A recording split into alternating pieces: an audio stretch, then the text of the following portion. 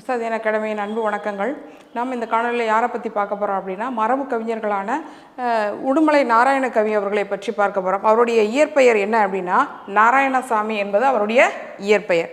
அவருடைய பெற்றோர் பெயர் என்ன அப்படின்னா தந்தை கிருஷ்ணசாமி, தாய் முத்தம்மாள். இவர் எந்த ஊரில் பிறந்தார் அப்படின்னு பார்த்தீங்கன்னா உடுமலைப்பேட்டை அப்படிங்கிற பூளவாடி, உடுமலைப்பேட்டை அருகில் இருக்கக்கூடிய பூளவாடிங்கிற கிராமத்தில் பிறந்திருக்கிறார். இவருடைய காலம் அப்படின்னா 1899 1981 வரைக்கும் இவர் வாழ்ந்த காலமாகும். சரியா? இது பிறப்பு, அது இறப்பு.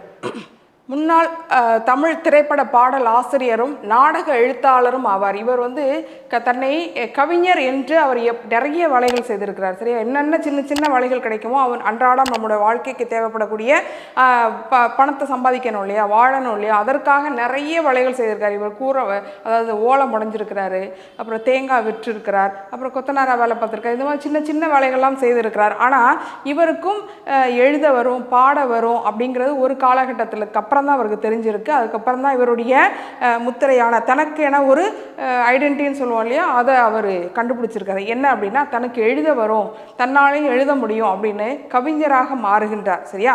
அது எப்போ நடக்குது அப்படின்னா இவர் திரைப்படங்களுக்கு எப்போ பாடல் எழுத ஆரம்பிக்கிறாரோ அதுக்கு முன்னாடியே அவர் எழுதியிருக்கிறார். இருந்தாலும் கூட திரைப்படங்களுக்கு பாடல் எழுத ஆரம்பித்தோன்னே இவரை பற்றி எல்லாருக்கும் தெரிய ஆரம்பித்திருக்கிறது. சரியா? விடுதலை போராட்டத்தின் போது தேசிய உணர்வு மிக்க பாடல்களை எழுதி மேடை தோறும் முழங்கியிருக்கின்றார். அதாவது பாரதியார் எப்படி விடுதலை போராட்டத்திற்காக பாடல்களை இயற்றினாரோ அதுபோல இவரும் என்ன செய்திருக்கிறார், எல்லோருக்கும் புரியும்படியாக மிக எளிமையாக எழுதக்கூடியவர். அடுத்து முத்துசாமி கவிராயன் மாணவரான இவர் ஆரம்ப காலத்தில் நாடகங்களுக்கு என்ன செஞ்சிருக்கிறார், பாடல் எழுதியிருக்கிறார். இவர் யாருடைய மாணவர் அப்படின்னா முத்துசாமி கவிராயனுடைய மாணவர். இவருடைய பாடல்கள் நாட்டுப்புறைகளின் எளிமையும் தமிழ் இலக்கிய செழுமையும் கொண்டிருந்தன. அதாவது யாரெல்லாம் படித்தாலும் யார் படித்தாலும் மிக எளிமையாக புரியும். அதற்கு யாரும் ஒன்றும் அந்த பாடலை வாசித்து அதுக்கு ஒருத்தர் பொருள் சொல்லணுங்கிற அவசியம் இல்லாமல் இருக்கும். அந்த அளவுக்கு மிக எளிமையாக எழுதக்கூடியவர். அதே சமயத்தில் இலக்கிய செறிவு மிக்கதாகவும் எழுதக்கூடியவராக, இலக்கணம் முழுவையும் செறிவு மிக்கதாக அவருடைய பாடல்கள் இடம்பெற்றிருக்கும்படியாகவும் எழுதக்கூடியவர். 1933 திரைப்படங்களுக்கு இவர் என்ன செய்யாரு, பாடல் எழுத ஆரம்பிக்கிறார். அதற்கு இவருக்காக பெயர், அந்த திரைப்பட பாடலுக்கு பாடல் எழுத போறார் இல்லையா, அப்போ இவர் அதற்காக சூட்டி கொண்ட பெயர் என்ன அப்படின்னா நாராயண கவி என்று பெயர் சூட்டி கொண்டார். அப்போதான் திரைப்பட பாடல்களுக்கு பாடல் எழுத ஆரம்பிச்சதுக்கு அப்புறம் தான் இவர் கவிஞர் இனம் என்று தன்னை அடையாளப்படுத்தி கொண்டார் வெளி உலகுக்கு. சரியா?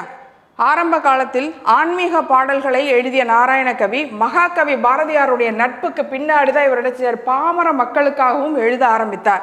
அவங்களுக்கு விழிப்புணர்வை ஏற்படுத்தும் வகையில் சமுதாய பாடல்களை என்ன செஞ்சார், எழுத ஆரம்பித்தார். அதன் மூலம் சீர்திருத்த கருத்துக்களையும், அதாவது உழைப்பாள மக்களுக்குரிய உழைப்பாளிகள் இருப்பாங்க இல்லையா, அவங்களுக்கும் அந்த ஏழை மக்களுக்கும் விழிப்புணர்வு ஏற்படுத்தணும், சமுதாய சீர்திருத்த கருத்துக்கள் கொண்டதாக இவர் பாடல்கள் எழுத ஆரம்பித்தார். யாருடைய நட்புக்கு அப்புறம் அப்படின்னா பாரதியாருடைய நட்புக்கு அப்புறம். கலைவாணர் NS கிருஷ்ணனுக்கு குருவாக விளங்கியவர் யார் அப்படின்னா நாராயண கவி அவர்கள். சரியா? ஏறத்தாழ 10,000 பாடல்கள் எழுதியுள்ள நாராயண கவி இயல்பாகவே இனிமையான சுபாவம் கொண்டவர். ரொம்ப இனிமையானவர், யார்கிட்டையும் கோவப்பட மாட்டார், ரொம்ப நல்ல அன்பானவர் அப்படிங்கிறது இவருடைய இயல்பாக இருக்கிறது. அடுத்து பிறருக்கு உதவுகின்ற மனம் படைத்தவர். திரையுலகில் தமக்கென ஒரு மதிப்பையும் புகழையும் வைத்திருந்தார். அதாவது இந்த திரைப்படங்களுக்கு போய் பாடல் எழுதுவதற்கு எப்படி அவருக்கு வாய்ப்பு கிடைத்தது அப்படின்னா NS கிருஷ்ணன் அவர்கள் மூலமாகத்தான் அவருக்கு வாய்ப்பு கிடைக்கிறது. இளமை வரலாறு. இளம் வயதிலேயே தம் தாய் தந்தையரை என்ன செஞ்சிட்டாரு, நாராயணசாமி என்ற நாராயண கவி இழந்து விடுகிறார். தனது தமையனார் தனுஷ்கோடியினுடைய ஆதரவில் தான் வளர்றாரு. அதனால மிக ஏழ்மையான சூழலில் தான் அவருடைய இளமை பருவம் இருந்தது. சுற்றுப்புற கிராமத்துக்கு என்ன செய்வாங்க, தீப்படிகளை சுமந்து சென்று விற்றார். இதனால் ஒரு நாளைக்கு அவருக்கு எவ்வளோ கிடைக்குமா, 25 பைசா வருமானம் கிடைத்ததாம். அப்புறம் 4ஆம் வகுப்போடு அவரோட பள்ளிப்படைப்பு முடித்து கொண்ட அவர் கிராமிய கலைகளான புறவியாட்டம், சிக்கு மேளம், தம்பாட்டம், தப்பட்டம் சொல்லுவோம் இல்லையா, அது உடுக்கப்பாட்டு, ஒயில் கும்மி போன்ற கொங்கு நாட்டு சார்ந்த அந்த கலைகளை எல்லாம் அவருக்கு ரொம்ப பிடித்திருந்தார். ரொம்ப ஆர்வமாக அதில் எல்லாம் ஈடுபட ஆரம்பித்தார். அதை என்ன செஞ்சார், ஆர்வத்தோடு கற்றுக்கொண்டார். அதில் எல்லாம் எங்கெல்லாம் அந்த கலைகள் நடைபெறுகிறதோ அங்கெல்லாம் போய் இவர் என்ன செஞ்சார், அதில் கலந்து கொள்ள ஆரம்பித்தார்.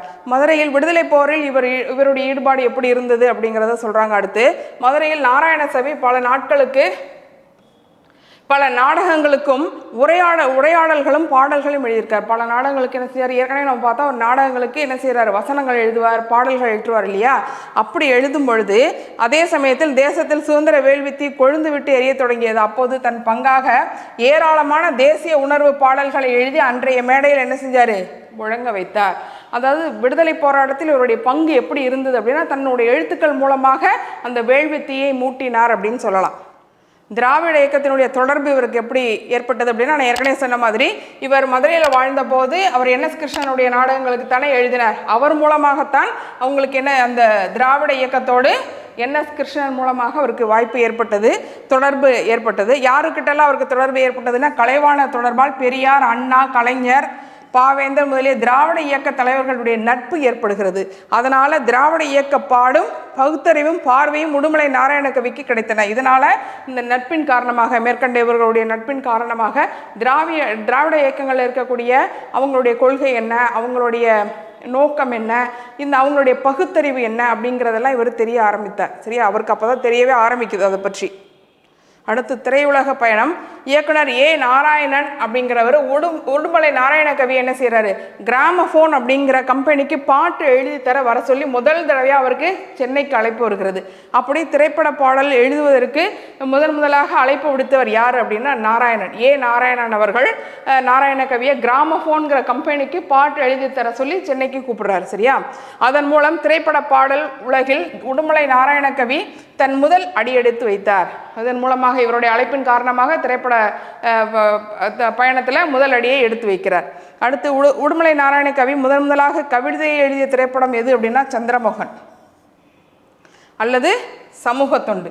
அதாவது சந்திரமோகன் அல்லது சமூக தொண்டுன்னு சொல்லப்படுற அந்த படத்தில் தான் முதல்ல அவர் பாடல் எழுதுகிறார். இவரின் திறமையை கண்ட கவிராயர் இவரை எல்லாரும் என்ன செய்யிருக்காங்க, கவிராயர் அப்படின்னு எல்லாரும் திரைப்படத்துறை சார்ந்தவர்கள் எல்லோரும் போற்றி இருக்கிறார்கள். சரியா, இவரிடம் பாடல்களை பெற அந்த நாளில் அந்த தயாரிப்பாளர்கள்லாம் நடையாக நடந்தாங்களாம். ஏன்னா இவர்கிட்ட பாடல் அவ்வளவு பிரசித்தி பெற்றதாக இருந்தது. இவர் எழுத்தும் அதனுடைய பாடல் வன்மையும் எல்லாருக்கும் பிடித்ததாக இருந்தது. அதனால் தயாரிப்பாளர்கள் எல்லாரும் என் படத்துக்கு பாடல் எழுதித்தாங்கன்னு சொல்லி எல்லாரும் வரிசை கட்டி நின்னாங்கன்னு சொல்கிறாங்க. அதே சமயத்தில் புகழ்பெற்ற கவிஞர் பாபநாசம் சிவனை விட அதற்கு முன்னாடியே திரைப்படத்துறையில் பாபநாசம் சிவன் அவர்கள் நிறைய பாடல்கள் எழுதி கொண்டு இருக்கிறார். அவரை விட அதிகமான பாடல்கள் எழுதியவர் யார் அப்படின்னா நாராயண கவிராயர்.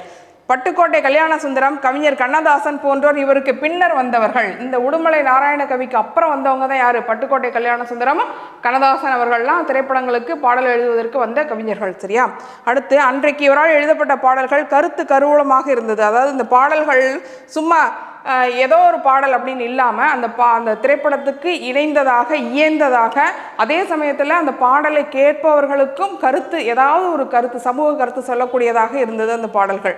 அடுத்து திரைப்பட பாடல்கள் வரிகள் எந்த ஆண்டு எந்த இடத்துல எழுதப்பட்டது, அதை யார் பாடினாங்க அப்படிங்கிற அந்த லிஸ்ட்டு கொடுக்கப்பட்டிருக்கு.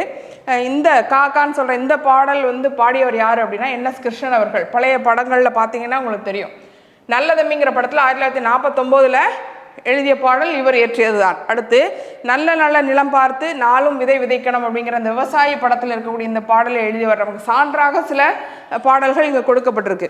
அடுத்து 1954 இரத்த கண்ணீர் படத்தில் இவர் எழுதிய குற்றம் புரிந்தவன் வாழ்க்கையில் நிம்மதி கொள்வது என்பது ஏது அப்படிங்கிற இந்த பாடலும் இவர் உடுமலை நாராயணகவி எழுதிய பாடல். அடுத்து 1 to 20 வரை இந்த பாடலும் 1955 இசையமைத்து ஜி ராமநாதன் அவர்கள் பாடியிருக்கிறார்கள். சரியா, என்எஸ் கிருஷ்ணன் ராமநாதன் அவர்கள் இயற்றிய அந்த படத்தில் என்எஸ் கிருஷ்ணன் அந்த பாடலை பாடியிருக்கிறார். 1956 வெளியான மதுரை வீரன் படத்தில் உழைப்பவர்களுக்கு என சுப்பா இருந்தால் சோத்துக்கு என்ன செய்யணும், கஷ்டப்படணும், சோம்பல் வளர்ந்தால் ஏற்படும் கஷ்டம் போன்ற பாடல்கள் எல்லாம் என்ன செய்திருக்கிறார், இவர் எழுதிய பாடல்கள். அதாவது நமக்கு சாப்பாடு வேணும் அப்படின்னா நம்ம என்ன செய்யணும், உழைக்கணும். நம்ம சோம்பலை வளர்த்து கொண்டால் நிச்சயமாக நம்ம என்ன செய்யணும், அடிப்படையாக இருக்கக்கூடிய அந்த உணவுக்கே நம்ம கஷ்டப்பட வேண்டியிருக்கும். இந்த மாதிரியான கருத்துள்ள பாடல்களைத்தான் என்ன செஞ்சிருக்கிறார் நாராயணகவி திரைப்படங்களுக்காக எழுதியிருக்கிறார். அவர் எழுதிய திரைப்படங்கள் எதெல்லாம் அப்படின்னா வேலைக்காரி, ஆதிபராசக்தி, தூக்கு தூக்கி, ஓரிரவு, மனோகரா, தெய்வப்பிரவி, இதெல்லாம் அவர் எழுதிய எந்தெந்த திரைப்படங்களில் அவர் எழுதியிருக்கிறார், பாடல்கள் எழுதியிருக்கிறாருங்கிறது. ராஜகுமாரி, பிரபாவதி, மாங்கல்ய பாக்கியம், நல்ல தம்பி, காவேரி, சித்தி, பராசக்தி, சொர்க்கவாசல், எங்கள் வீட்டு மகாலட்சுமி, இதெல்லாம் அவர் திரைப்படங்களுக்கு, இந்த திரைப்படங்களுக்கெல்லாம் என்ன செய்திருக்கிறார், திரைப்பட பாடல்களை எழுதியிருக்கிறார். இவருடைய சிறப்புகள் என்ன அப்படின்னா கலைமாமணி என்னும் பட்டம் பெற்றிருக்கிறார். கலைமாமணி என்ற பட்டம் கொடுத்து நம்மளுடைய அரசாங்கம் என்ன செய்கிறது, அவரை கௌரவித்தது. அடுத்து இந்திய அரசு உடுமலை நாராயணகவி நினைவை போற்றும் வகையில் 2008 இந்திய அஞ்சல் துறை அவருக்கு நினைவாக அஞ்சல் தலை வெளியிட்டது. இந்த அஞ்சல் தலை வெளியிட்ட ஆண்டு எது அப்படின்னா 2008.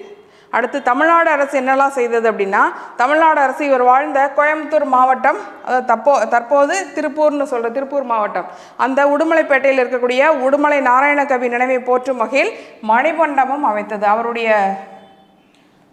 அவருடைய மாவட்டம் இல்லையா, அந்த உடுமலைப்பேட்டை அந்த இடத்துல என்ன செஞ்சுருக்கிறாங்க, இவருக்கு தன்னுடைய ஊரின் பெயரைத்தான் தன்னுடைய அடைமொழியாக, தன்னுடைய பேரினுடைய அடைமொழியாக வைத்திருந்தார். அந்த இடத்துல இவருக்கு மணிமண்டபம் அமைத்திருக்கிறது. அதுக்கு அடுத்து இங்கு உடுமலை நாராயணகவியின் மார்பளவு சிலை அமைக்கப்பட்டுள்ளது. மேலும் அவரது வாழ்க்கை வரலாறு தொடர்பான புகைப்படங்கள் இங்கு கண்காட்சியாகவும் வைக்கப்பட்டுள்ளது. அதாவது மரபு கவிஞரான உடுமலை நாராயணகவி அவர்களை பற்றிய ஆசிரியர் குறிப்பு முழுவதுமாக இந்த காணொலியில் பார்த்துட்ருக்குறோம். அடுத்த கவிஞரை பற்றி அடுத்த காணொலியில் பார்க்கலாம். நன்றி.